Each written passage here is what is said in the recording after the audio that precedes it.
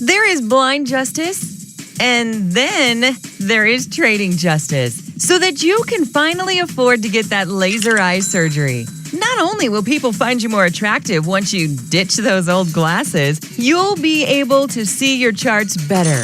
That's what we call win-win. Speaking of winning, it's time for a little trading justice. Brought to you by TackleTrading.com. I'll tell you right now, that song never gets old to me. Not ever. Welcome out to the Trading Justice Podcast, episode number 5. Our guest today is Andrew Cameron. Tim, go ahead and say hello to everybody. Hey guys, what's up? Andrew, speak the truth, buddy. Oh, I don't know if I can say that, but we'll make it up. We'll make it up as we go. We'll definitely make it up as you go, right? Well, guys, kind of what I wanted to talk about first. We obviously got a lot to talk about. I've known Andrew for, since 05, Andrew? It was 05. About 05. Yeah. Kind of grew up in this business a little bit together as a trader and, teaching people how to trade. Andrew, you've certainly went your way. Tim and I have went our way, but it's a journey nonetheless. So I want to kind of catch up on where you're at, what you've been doing, in kind of getting back to know you just recently. You got some amazing stories, man. Just kind of your experiences, what you've seen in the market. I'm just so interested and so excited to talk about that on the podcast. But before we do that, let's talk about the current marketplace. As I've known you as a very, very good technician and trader over the years, kind of tell me, given the current marketplace where we're at, where we've had a 5.5 year bullish marketplace, where do you see the market going from here? Well, you and I both know that an extremely long trade for me is about 8 minutes. So you're really going to stretch me out on a limb here. True. I do want to extend it past 8 minutes. Let's say throughout the end of the year. Yeah, you know what I would say. I mean, obviously we're coming into the summer months. I think a lot of us had anticipated the old, sell in May and go away strategy. Mm-hmm. Just with how much this market had been overvalued. And we've just continued to plug along the last few weeks. Really looking at coming into the summer months, anybody who would sit here and say that they don't anticipate this market to at least have some type of some retracement, I just don't know how much more it's going to go up. On the flip side of that, we know with Draghi and a lot of what their fundamental bases are as it relates to the dollar and some other broad markets. I mean, when you're putting this much money, $35 billion a month into the markets as they are currently, they're propping it up. So as long as they want to keep funneling the markets, I don't have any problem with taking it right back out. So that is the mindset of many traders out there. As long as the Fed is going to continue to print money, put it into the market, put a bottom in it, so to speak, then you might as well start taking it out of the market as well. I will tell you this, Andrew. I've talked to I cannot tell you how many traders I've talked to in the past 3-4 months, and every one of us see the exact same thing, and every one of us say the exact same thing. We're all expecting the retracement to come, right? We're all expecting that correction to come, but it's just like, when? We haven't. We started to see it in May. We started to see a little bit of it in May when you saw weakness in the Russell and the NASDAQ. But outside of that, I mean, the market's just a slow beast right now. It just trickles up. One of the things, like you mentioned, a lot of those are the momentum-based sectors of the market. So I don't really put too much weight in the momentum base. For me, it's going to be more the value areas of the market.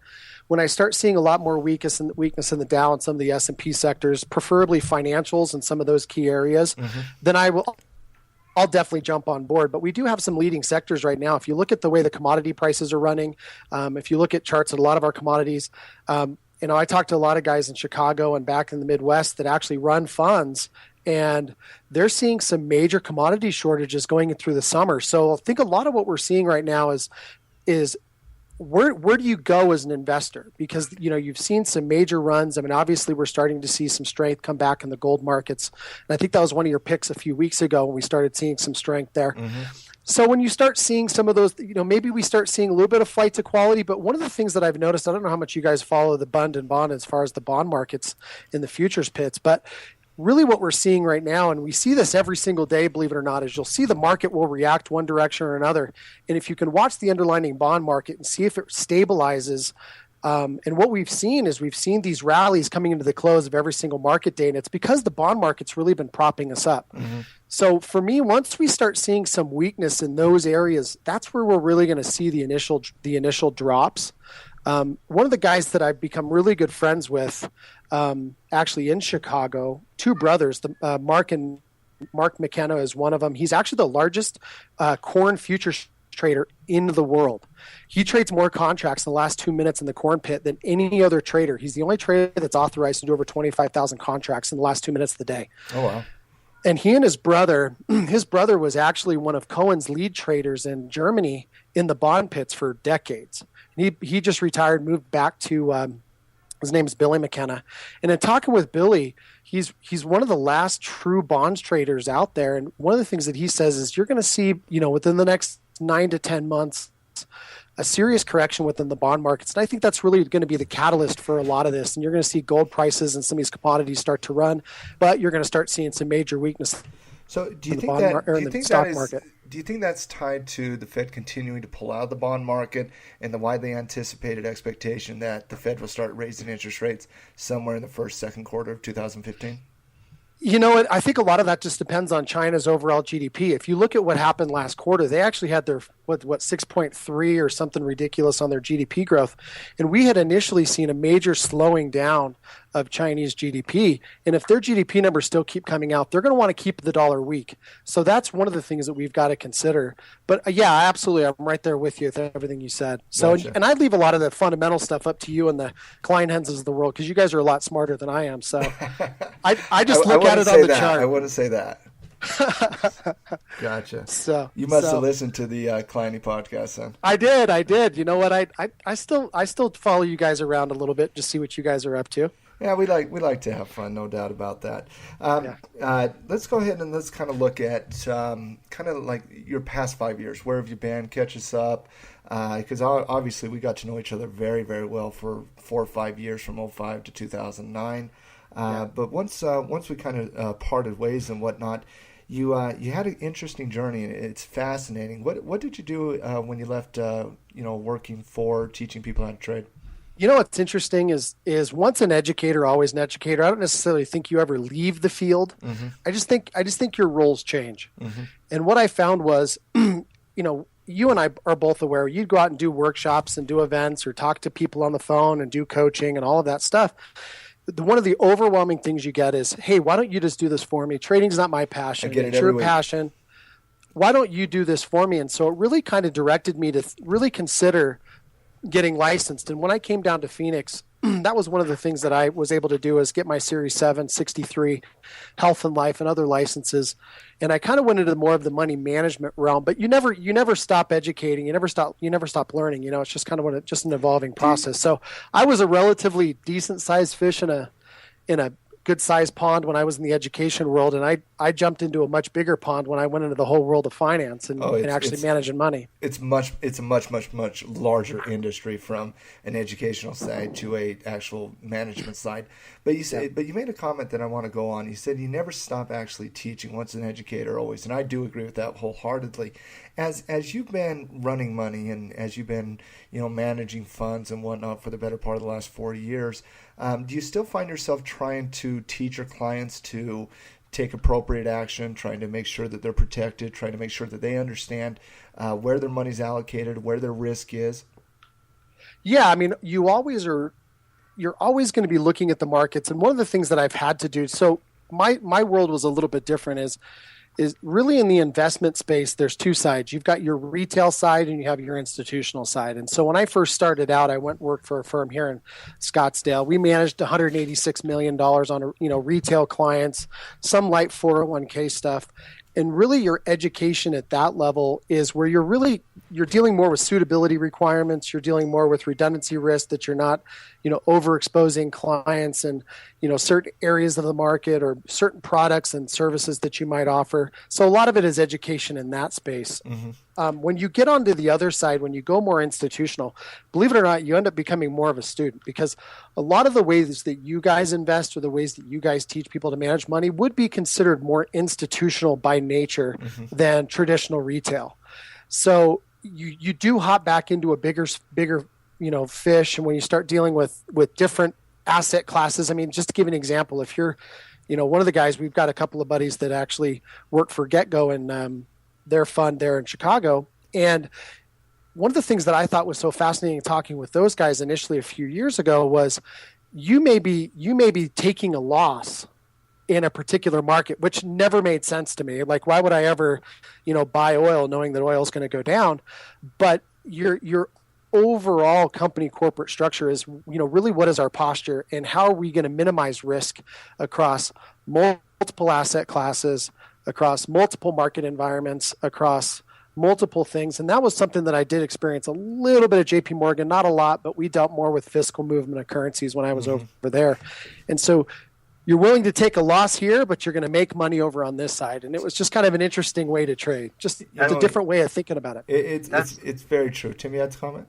Yeah, I want to jump in on that for a second because one sector that is always on people's tongues and minds and conversations is the metals sector.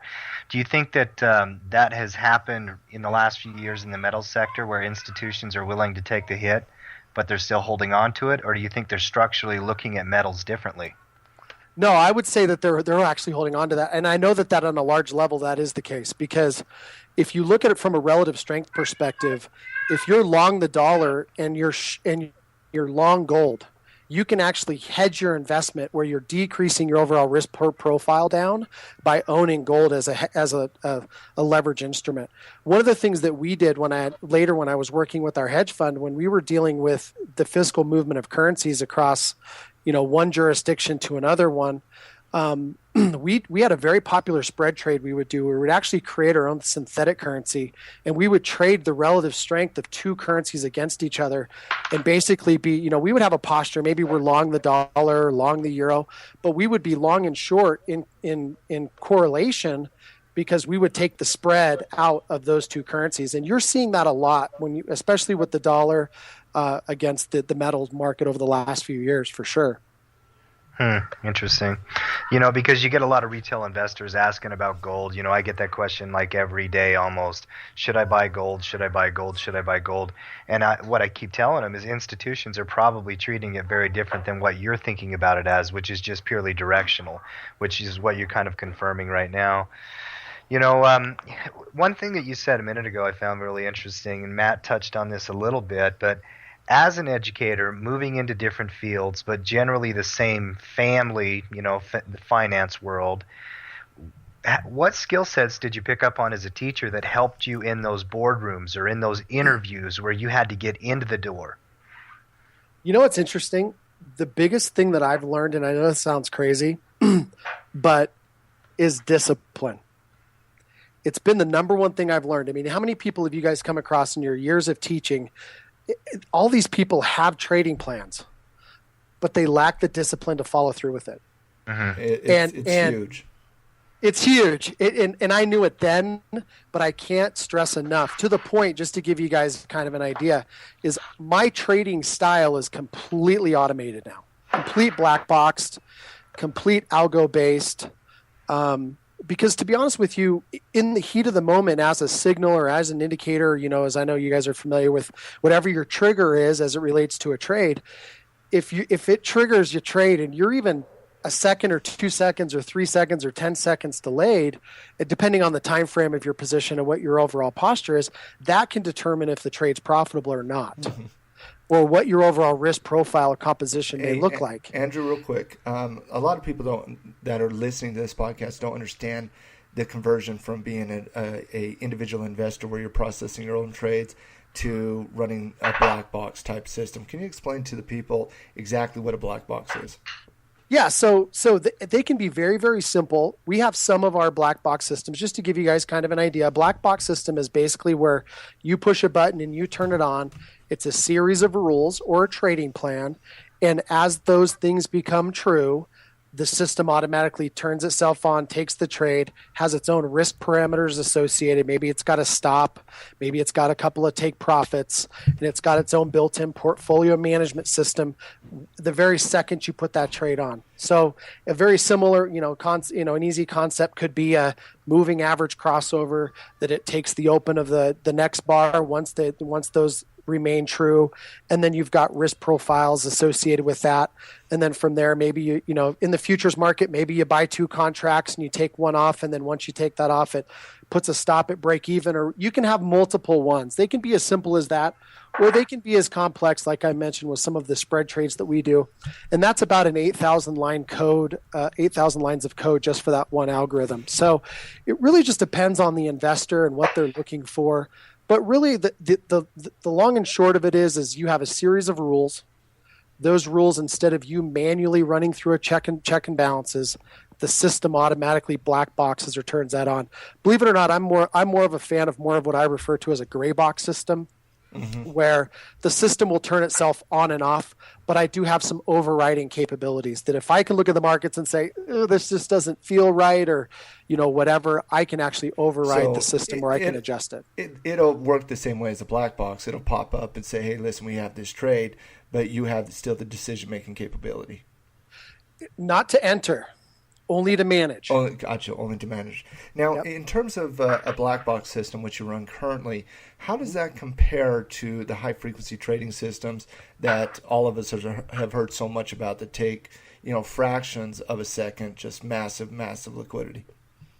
We're going to have to beep you out, because isn't that a swear word right now in the financial world? It's not to me. It's not to me. But yes, it's hotly debated between the retail, the institution, and the high-frequency traders out there. You're trying to regulate the high-frequency traders to what they're doing. But one thing that it never gets brought up is the liquidity factor that high-frequency traders offer. You know, the retail, you know, doesn't get fill rates at the same level that they used to, but the high frequency traders are putting so much liquidity out there that we're having better bid-ask spreads. First of all, Andrew, our podcast is censorship free, so you can say whatever the hell you want. Well, I figured if the Justice Boys are running, if I don't hear the F word at least 2 or 3 times the next hour, it's not the right. You know that. Well, let's first off, let's make a couple of distinctions, because I agree with some of the things that you said, but I'm also going to take a different opposing view on some of the other things that you said. Now, if you guys understand too, right now, some of the big dark pools that are being run off balance sheet, there's some high frequency trading that's going on there that's not technically regulated. So you've got to be careful to kind of lump high frequency trading, you know, in a big broad basket, because there's multiple facets to it. So first off, I guess the way that I determine high frequency is there's a couple of ways. So are you familiar with, you know, I don't know if you're familiar with this, but the actual New York Stock Exchange everything's completely electronic now. And they have their trading location hidden. And they've done that on purpose, because they don't technically want people to know exactly where it is. Because if you place a trade in New York City versus placing a trade in California, there's 4/10 of a second delay if you don't have a direct fixed connection into the market. And what they're talking about, some high frequency, and really where a lot of the Goldman Sachs's and JP Morgan's and big firms have gotten away with being profitable, is because they're doing what's called electronic front running, which is not regulated. Now, if you're talking about trading on the floor in an open outcry market like the New York Stock Exchange, the traders on the floor can't trade. They can't front run orders as they're coming in, because they get access to better than level 2 quotes. So one of the things they're trying to regulate is electronic front running, and that's part of the high frequency thing that I do feel needs to be regulated. I agree 100%, and I believe Tim does as well. Front running is cheating. No doubt. Front running is cheating, but Goldman Sachs, with all of their, to be honest with you, they're not computer systems aren't that great anymore. They used to be amazing, but they talk about that for a second, because for a very long time they had the best automated system in the world. It used to be the old adage that they had more computer power than NASA. Well, NASA's a government agency, and I would agree. You know, probably we could all agree that computers that are federally owned in the government are still from the 80s or early 90s. So that's not saying a whole lot. Yeah, exactly. Yeah, I mean, Goldman Sachs used to be the 100-pound gorilla in the room, right? The 1,000-pound gorilla in the room, right? But to be honest with you, there's a lot of firms out there that are making a lot more money. The Get-Go's of the world and some of the other large hedge funds are, you know, making way more money than Goldman ever has. Gotcha. So they're much better. Back to the high-frequency trading discussion. has the high frequency traders added liquidity to the market? I would say yes, but remember they're both directions. Yeah. So when they've added liquidity, they're also taking away the when you're referring to liquidity, you're talking about the difference in the bid and the ask as far as tightening the spreads. Mm-hmm. And I would say that there has been an increase in volatility, because of that into the market. So what you're seeing a lot with a lot of these high frequency trading is, and you guys would probably relate to this, a lot of the patterns that you and I traded even 5 and 6 years ago no longer exist in the market. Mm-hmm. These nice, slow, steady trends throughout the market just aren't there anymore. You're seeing a lot more, basically breakout trades where you're seeing more high base trades. You're seeing more tighter choppiness in the market. So the market may break out, on the S&P, it may break out 10 points, and then you'll see a 2-point range. In the last 3 years, I don't think I've seen any pattern with greater frequency than a high base. And that's because that's all high frequency. That's all the robots of the market. Yeah. So right now, and statistically, I don't know the exact number, but over 90% of the actual execution in the market that we see is done by black box. So you've got to be, one of the first things that I still educate people on when I talk to them is you've got to identify who you're up against in the market. Now, one of the things that I love about the computer-based trading systems is because once parameters are set. And once they're set, they can be figured out. Mm-hmm. So like you mentioned, over the last few years, high base patterns, if you can clue into that and you can see those patterns forming, that actually increases the probability, not decreases the probability, because computers are the ones that are actually executing those orders. Yeah, just in my personal experience, retracements have not been as successful in this current market cycle than in previous market cycles. Breakouts have been much more powerful. Part of that is because a lot of the systems that you're referring to are gonna they'll reoccur, but I think they're going to be more of in a bearish market. Whenever this market does decide to curl over, you'll start to see a lot of those systems trade that direction. Gotcha. Now, in terms of let's talk about the retail investor for a second, the mom and pa of the world who understands trading, processes trades at an online broker. How are they at a disadvantage as a retail investor in terms of comparisons against what you're doing with black boxes and what a lot of the hedge funds and institutions are doing with high frequency? The easiest way to break down exactly what you said is time frame. So again, if you're dealing with market environments, you got to remember there's always 6 people in any market: high frequency, scalpers, day traders, swing traders, position traders, and investors. Mm-hmm. So the very first thing you can do to yourself is identify who you are as a trader. And once you identify that, the shorter the time frame you are in your execution, the more traders are going to be involved, right? Because investors still buy and sell. They just do it on a yearly basis or monthly basis, but they still have transactions. But once you identify who you are, the longer the time frame, the better. Okay, so basically the easier it gets for the retail is if they hold long-term investments. Hold longer term. Gotcha. Now, what I mean by that is that, like, traditionally day traders, in my view, day traders hold for hours. Mm-hmm. Scalpers hold for minutes. So if you're a true day trader and you're holding for, let's say you buy something after the market opens, a few hours into the open, and then you're able to close that position by the end of the day and you're able to catch some type of an intraday swing of the markets. That's really where, on the shortest time frame, that's about as good as you're going to get. Mm-hmm. You really get into a lot of the scalping or the high frequency stuff. You really do need to be automated. Mm-hmm. I would say, in my own experience, swing to position and really where I've done any form of options trading, like right now I have October contracts out there in credit spreads. Mm-hmm. Because I still feel like I can predict within the next 2 to 3 months just overall posturing directions. But even on a daily basis for like a swing trade of options, I still feel you may run into some shorter time frame, kind of choppiness.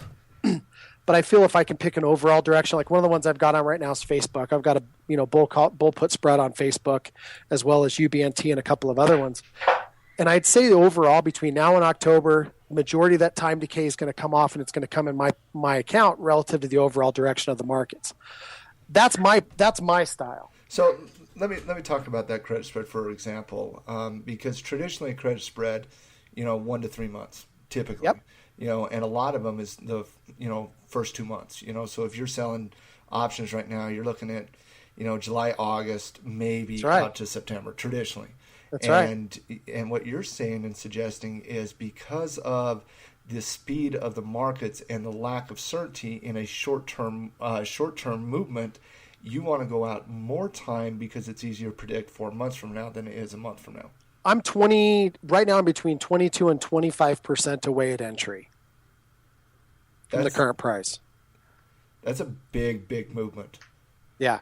So I look at that perspective and I say, okay, unless we start seeing some major weakness across multiple markets, even if I do have a short-term correction, I should be okay with some of my investments. And that's a lot of why I've made the decision to go out as far as I have for that very reason. And because of my schedule, I'm not able to really be in front of a computer within, every single day of every market. I mean, I'm for myself. I'm trading for clients or dealing with other things. Gotcha. I'm able to kind of watch it. But overall, it works well for me. And honestly, this year alone, I've only had 2 losing credit spreads. MDSO was one of them, and then I had another one beginning of the year. I want to bring in Tim on that because, obviously, traditionally we're cut from the same cloth, but Tim is known to sell more time as well. Tim, I want you to talk about selling more time versus less time.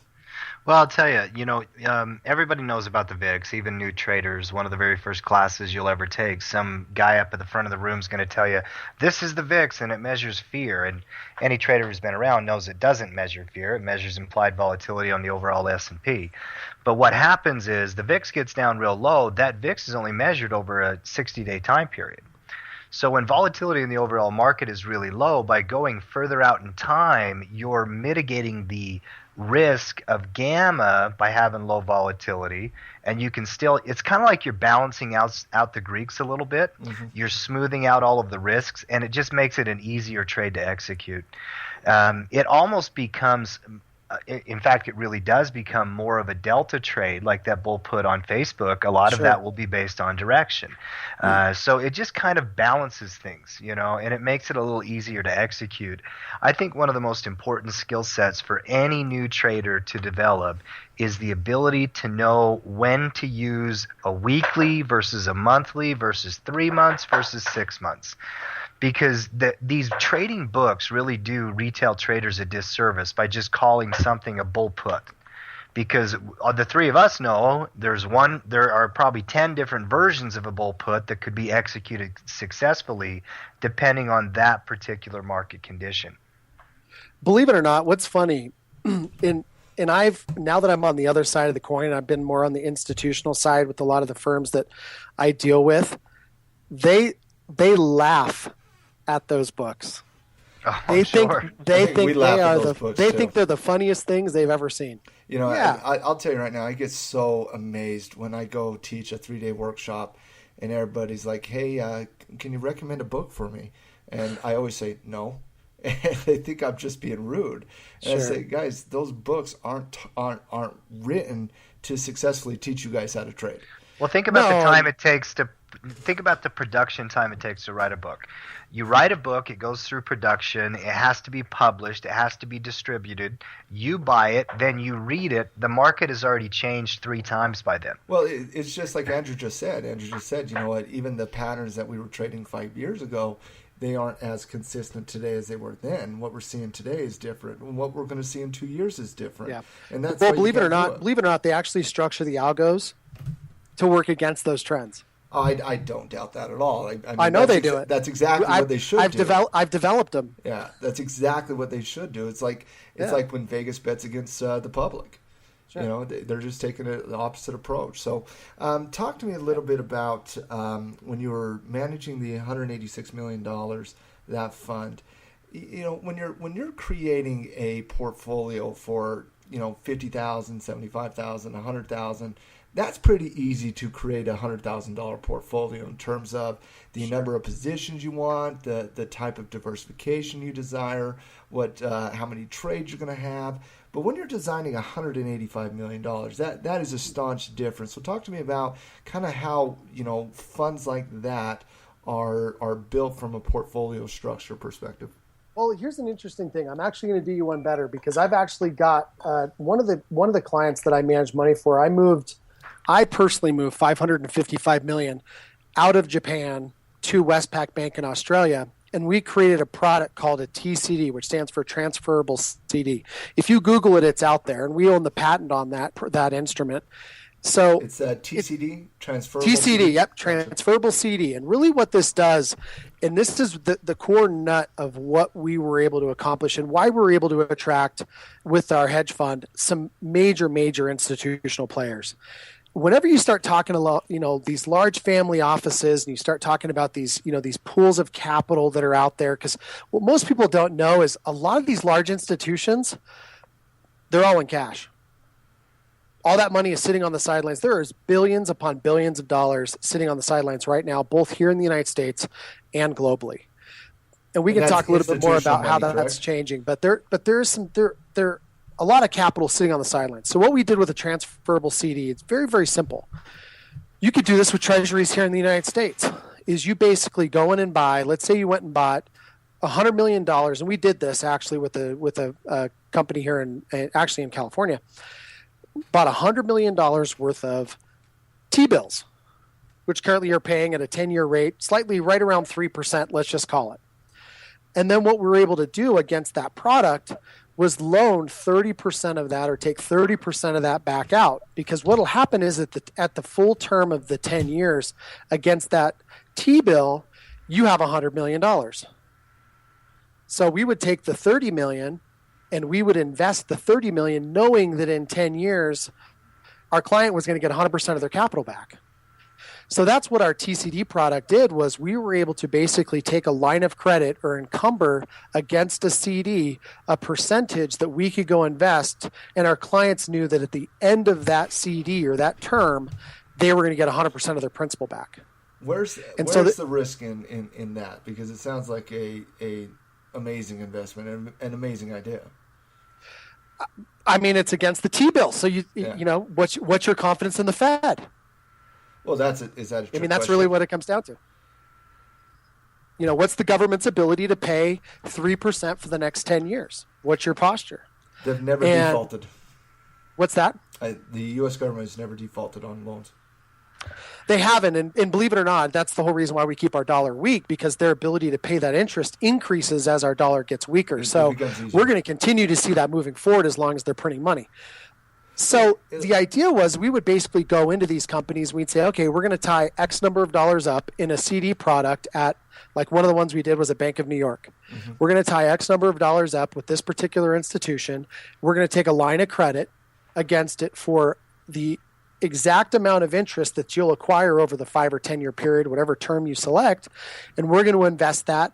And at that point, it's a risk-free trade. I mean, imagine as a trader if you know your client can't lose anything for the next 5 to 10 years.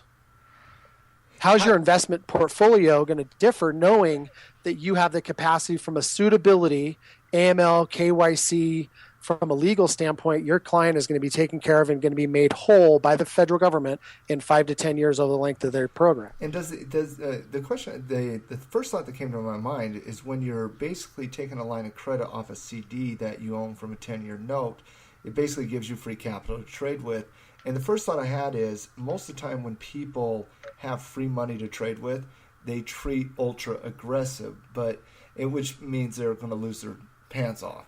But at the same rate, do you plug that money back into your black box that just goes into your automated systems? That's correct. And you do that through a prime brokerage relationship, which is an institutional brokerage relationship. So we would plug those back in. But again, because we knew we had a risk-free rate back to our investor, we knew we only needed to outperform the markets and we have as much money as we could ever handle. Really what you become more or less of is you become more of a risk manager, is where your rate of return isn't technically as important. But what we would do is we would scale into positions. Now, I can give you just an example of how we performed as of the last 6 months of last year. Please do. So in August, we took on a client. The first month we did a little bit less than 3% first month. But we knew going into the next month of September that we now had a 3% buffer in margins that we could reinvest plus a little bit of principal as long as our risk profiles were still in line. We did 12% in the month of September. Month of October, we did over 30%. The month of November, we did over 70%, and we did 96% in the first 3 weeks of December, because we knew we were at a risk-free trade after the first 5 or 6, trading days of August. Mm-hmm. Gotcha. So our portfolio management changed. Now that's the one thing that I would say that's probably, you had asked me earlier, what's some of the biggest things you've learned as you've kind of evolved as a trader, was what I found is my initial risk capital in the beginning of the month versus the end of the month are completely different relative to how well I've performed over the course of that month. A lot of guys will come in and say, well, my goal is to make $500 a day or $1,000 a day.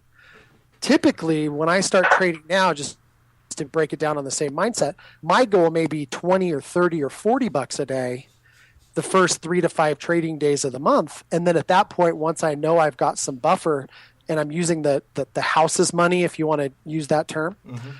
I would then increase the amount I put in each trade, knowing that even if I did get stopped out, I would just basically be risking what I had made in profits previously. So by the end of the month, the final 3 weeks of the month, that's where we made all of our money. At what point, let's say the first few trades goes against you though, and you're not playing with the house's money, but you're actually showing a loss. How does your trading system, your black box, does it dollar cost down? How do you reposition size? Do you keep the same position size? Do you maintain the status quo? How do you react if the initial movement on a monthly or a quarterly basis goes against you? This is why it's so important to have a trading system, and in my view, something that's black boxed. Mm-hmm. Because you and I both know that if any normal human being, if they're trading a system that's, let's say, that's been profitable for 10 years, they've made money consistently over 10 years. Let's say that system within the course of 3 or 4 days loses money, they're going to start questioning their system. And what you find is that if you know your parameters over time are going to work, that statistically the probabilities are over time your system is going to work. And you just have to keep swinging that bat. Everybody goes through slumps. Oh, absolutely. I was teaching a group of students today, and I was talking about my slumps. Everybody who has been a trader for any amount of time goes through times where they slump, and they're not seeing the market correctly, or they're emotionally driven, or whatever the case might be. Andrew, let me jump in on this. You guys talk so fast. Somebody as laid back as me, I have a hard time even getting in on a conversation. You guys got to take a deep breath and meditate for about 10 seconds. Got it. Oh my God. You guys are bringing up a story that happened to me today, actually, with a student. I had a conversation with her. She's one of my favorite students I've ever taught. Just a sweet lady. She lives in Oregon. She's actually shipping me some organic honey. This is how close I am with this student. But she told me recently of a slump she went through. She's been trading for 2 years, Matt. And last year she made 20%, I think, something like that. She had a really good year. And this year, between February and May, she had a 3-month period where she was losing money. She was down net on the year. And I just kept talking to her. I kept talking to her saying, hey, Francine, this is part of the system. It's part of the world of trading. You got to learn how to deal with it. And she had a really profitable month of June. Turned her account back in the black, and we had a conversation today, and she said, more important than the gains I had through that entire year, knowing that I can go through a slump and continue to apply my system and then come out of it was one of the biggest confidence boosts I've ever gotten in my trading.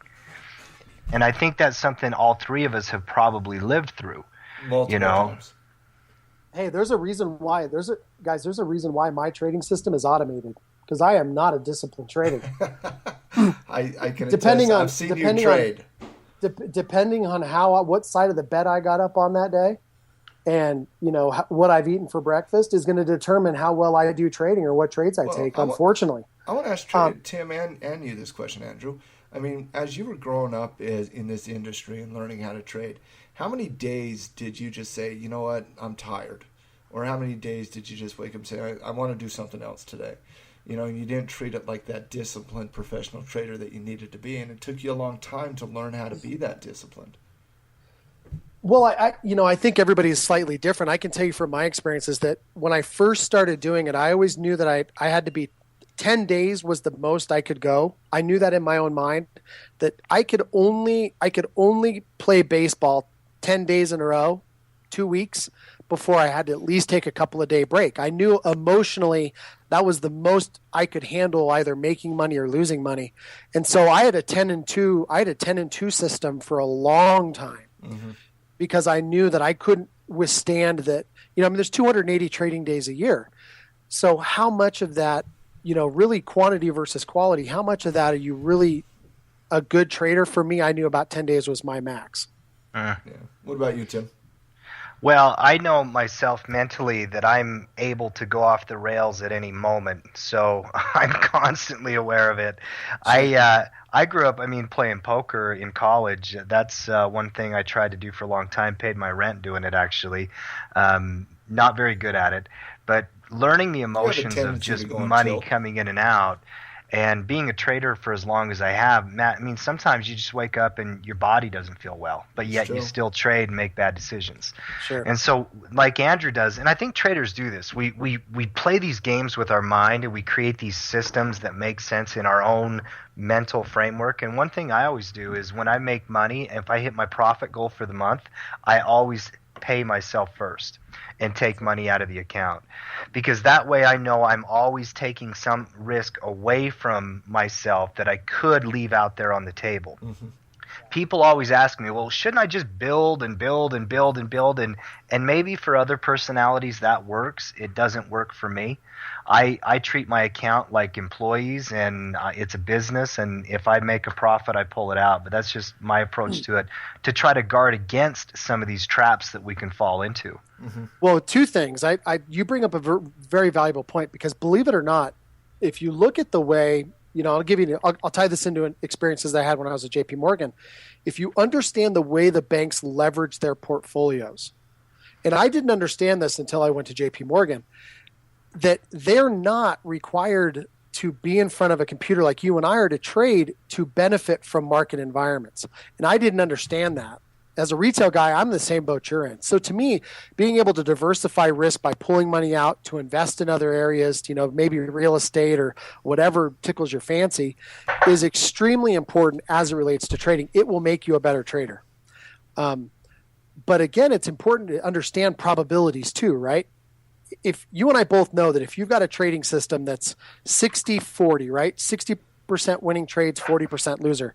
The second you don't take one of those probable trades that's a winner, the second your system and you, because you're tired or whatever, you don't take that trade, you have just skewed the probability. Oh, yeah, I was going to say you've just blown up the system.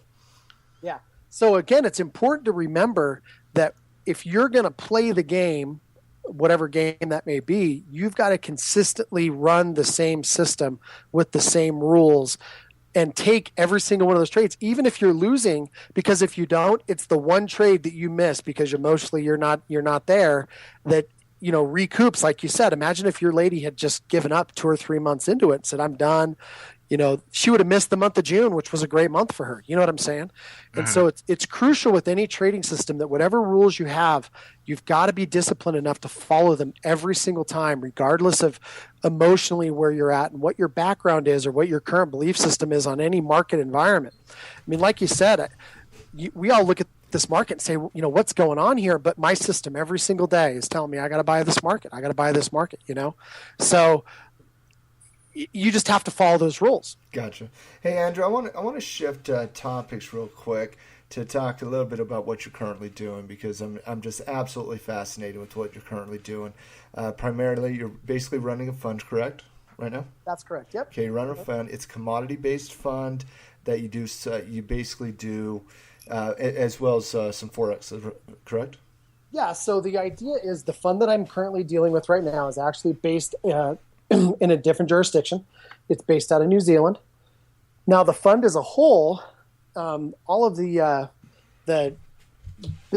the basic core of any hedge fund is you're going to have kind of your primary instrument.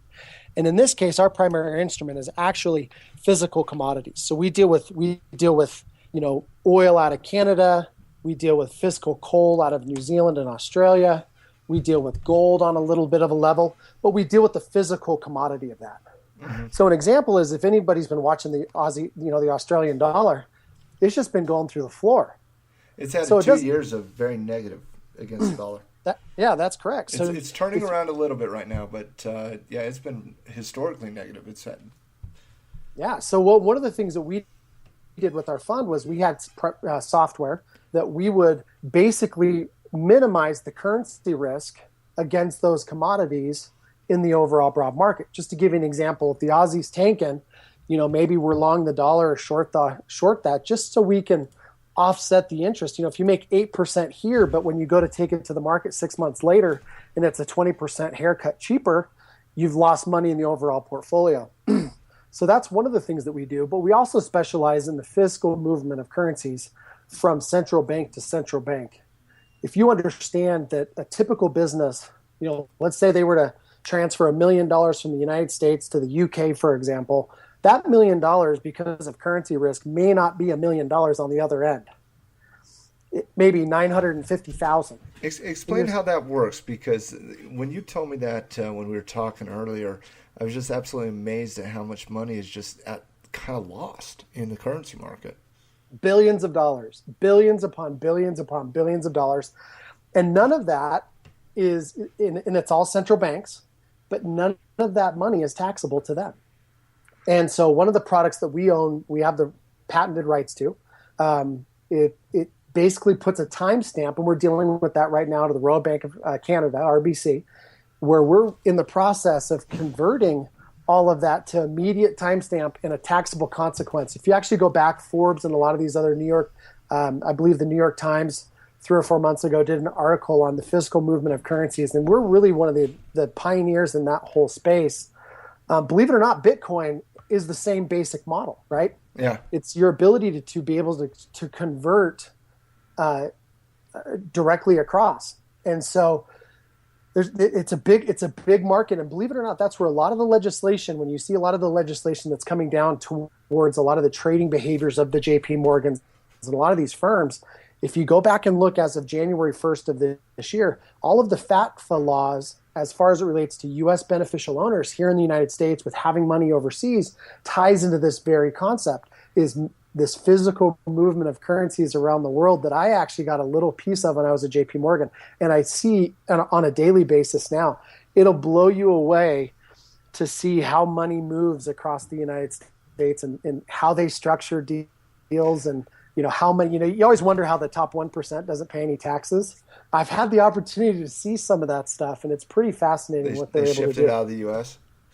Well, new FATFA laws as of January 1st of this past year require that any U.S. beneficial owner has to report that. And if the company does not report that to the IRS, they're required to pay the 30% tax.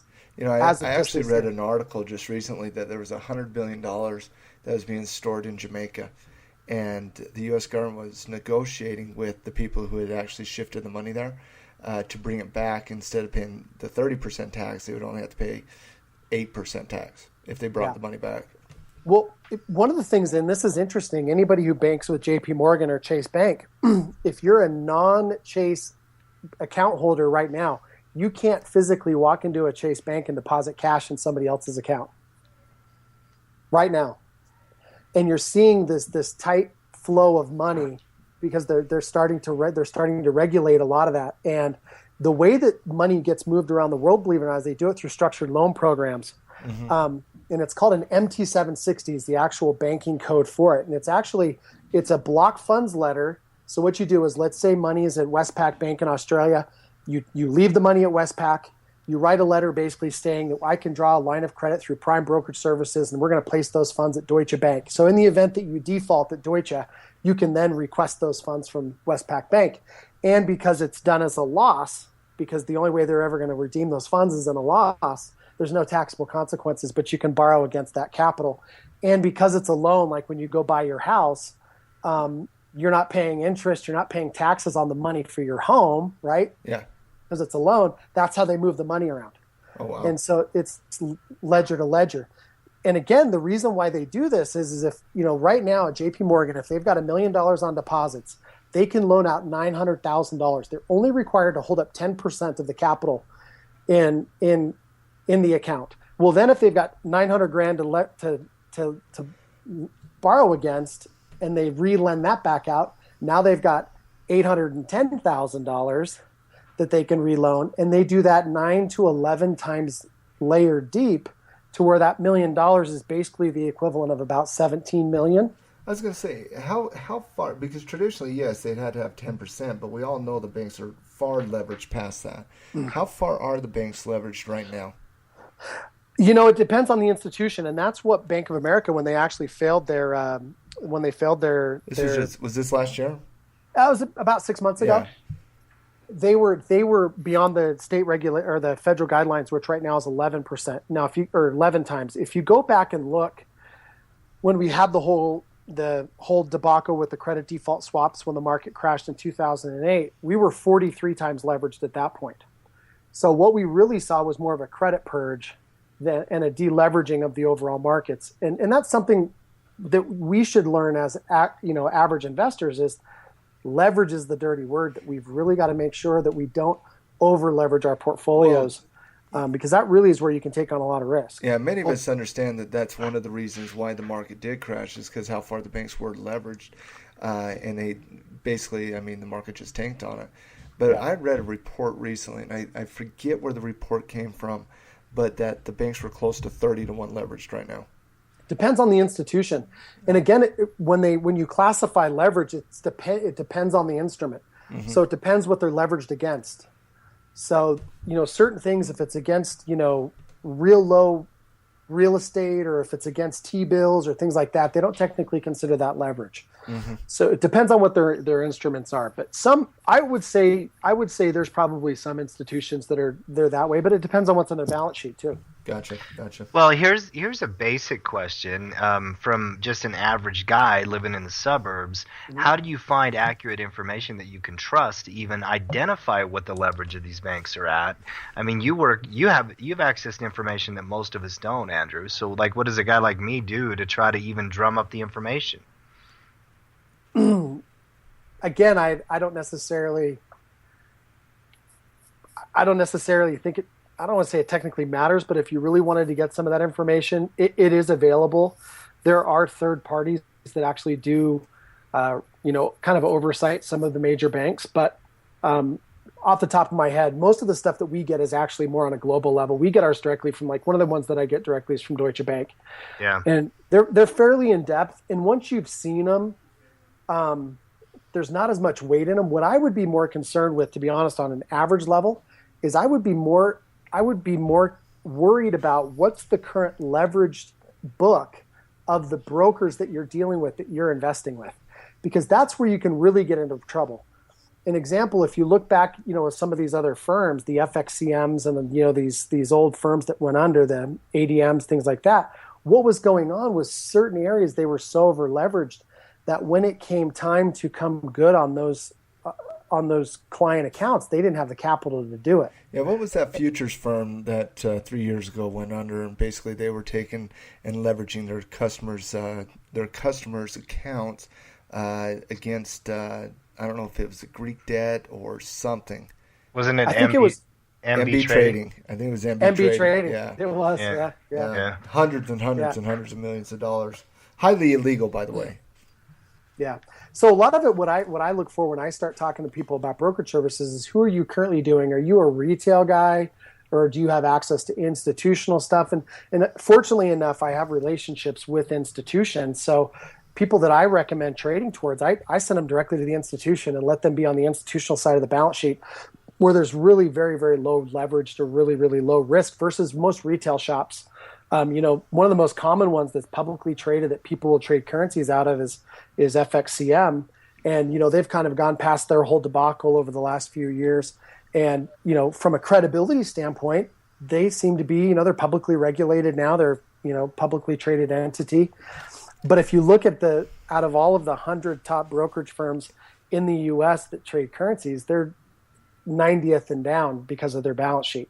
Wow. So I would look into the balance sheet of the companies that I'm investing with and really get a good sense for, in the event that something does happen market related, am I going to get my money back? Because technically they don't have to pay you, right? Because they're not FDIC insured. I was going to say, when you're dealing with a traditional online broker like, TD Ameritrade, Scott Trade, or Options Express, Options House, that's not something you typically worry about due to the FDIC. It's when we're talking about the FXCMs and IBFX and the Forex specific brokers, correct? Yeah, but you know what? Even with the TD Ameritrades and a lot of those, anytime you attach a retail to it, anytime you see retail clients and institutional clients, I want to be on the institutional side of that balance sheet. I'm going to get better quotes. I'm going to get better fills. I'm going to get better, across the board. I'm going to get better rates across on that side. So I would look at, finding out and just seeing what those relationships look like. Most people don't think they qualify, and I can get institutional, futures accounts for $10,000 account minimum to open. So I would look and see what those are. Tell me if you agree with this. I recently read basically that the overall volume in the market was created, about over 50% of it was created by black boxes or high frequency trading systems. Would you agree with that? What's the percentage again? The report said over 50. Oh, easy. Yeah. Oh, yeah. What percentage would you put it at? I'd probably put it closer to 90%. That's all automated? It's all automated. That's an amazing number. Yeah. See, now remember, you've got to understand, like I was saying earlier, there's a lot of volume that never hits the market. So, that's kind of when you start talking about these dark pools, and, if JP Morgan places a trade straight across with Goldman Sachs, that's not going through an exchange. That's going through a separate FCM, right? So that's where I think that number can be kind of skewed a little bit, is what's actually hitting the floor in the New York Stock Exchange or what's hitting the floor through the NASDAQ system. A lot of that volume is hidden. Andrew, when it comes to what you just suggested, 90% of the entire market, depending on how you categorize it, but 90% of the entire market is automated, computer automated. Outside shifting to a longer time frame, especially in this marketplace where we're talking about an uncertain marketplace, it's at 5-year highs. We're starting to see the Fed pull out of the market. How does the retail investor compete against a computerized institutional market? Again, I think a lot of it has to do with selling larger items. Depending on the high frequency, majority of those systems are seconds to minutes to, maybe hours long. Most of the automation that you'll see in the market. So I think you really can level the playing field the longer the term, the longer you can look as far as your posturing. But even swing traders, with what you're suggesting, swing traders can still do what they traditionally have done, buy the breakout, sell at the next resistance level, sell the breakdown, buy it back at the next support level. That still is consistent out there in the market. It's more from a scalper to day trader perspective that has been impacted. Yeah, I would say, based on what I've been seeing the last few years, I think it's probably the best swing style trading market we've seen in a long time. I don't know if you guys would agree with that, but a lot of some of these swings, we're seeing some consistent fall through where the market's 20 or 30 days up in a row. That's a great swing if you can time it correctly. I would agree with it. In fact, I was in my last workshop, I was talking to everybody about the differences in the different type of traders, investors, position, swing, day traders, scalpers, and whatnot. And I said, sometimes it's a better investment related market. Sometimes it's a better swing trader market. Right now, we're seeing some great swing trades out there. Yeah. Well, and part of that is if you can get somebody to trust what they see. You guys were talking about high bases earlier. There are so many new traders that just have a hard time buying something at a high. I don't know what that is psychologically. It's just built into our brain. Because they wish they would have bought it 2 weeks ago at the low. But they don't have the time machine yet. Yeah. I do have one last question for Andrew. I know we're not going to be on forever.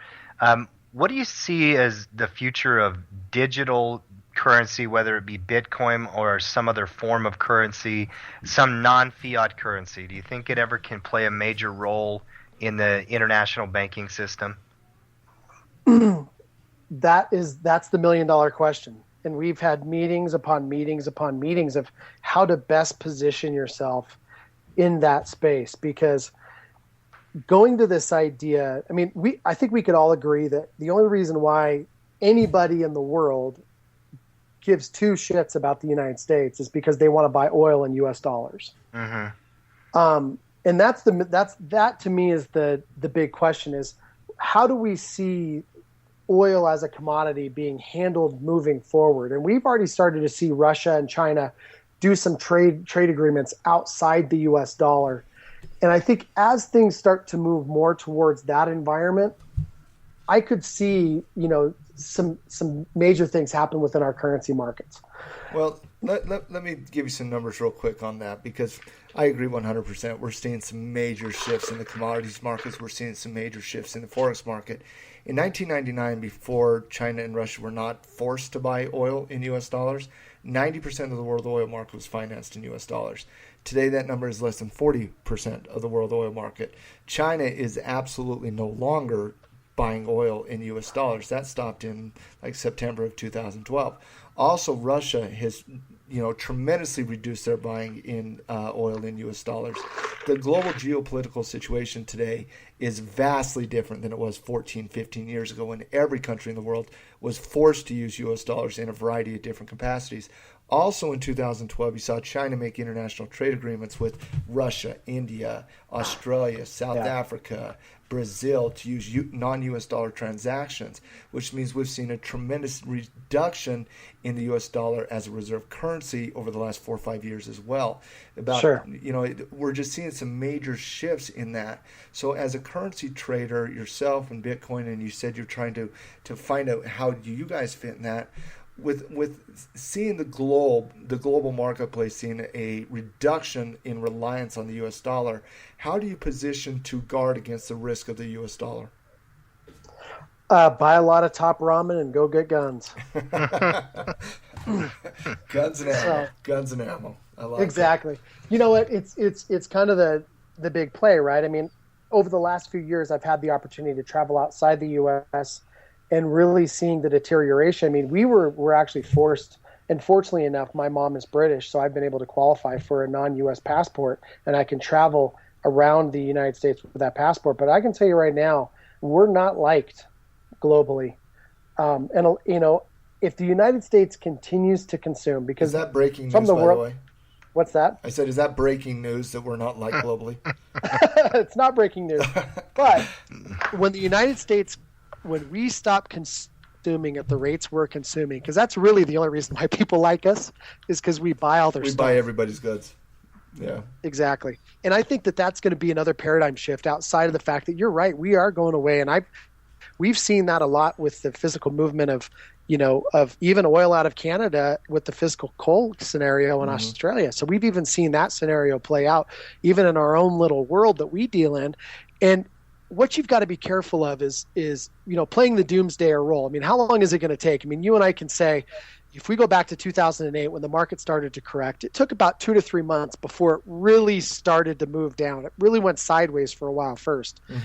And I think we need to keep that in mind. Is we can all see the storm off the horizon. We can all see that we've got troubled waters, and we've got things politically that aren't the best for the U.S. economy. As those things come into land, they're not going to, we're not going to wake up tomorrow and the market's down 10,000 points. You know what I'm saying? That doesn't happen. And I want to make, and I think I say this disclaimer every single podcast, but you know what? The markets do not tank overnight. That doesn't happen. It's the Titanic. It takes a long time to turn around. Yeah.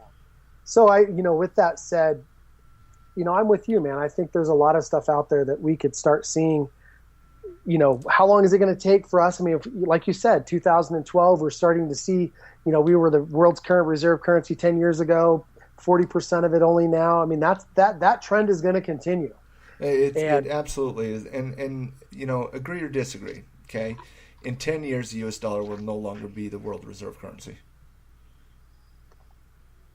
10 years, I mean, I wouldn't doubt it. Okay. I wouldn't doubt it. That's kind of sitting on the fence. I need a yes or no.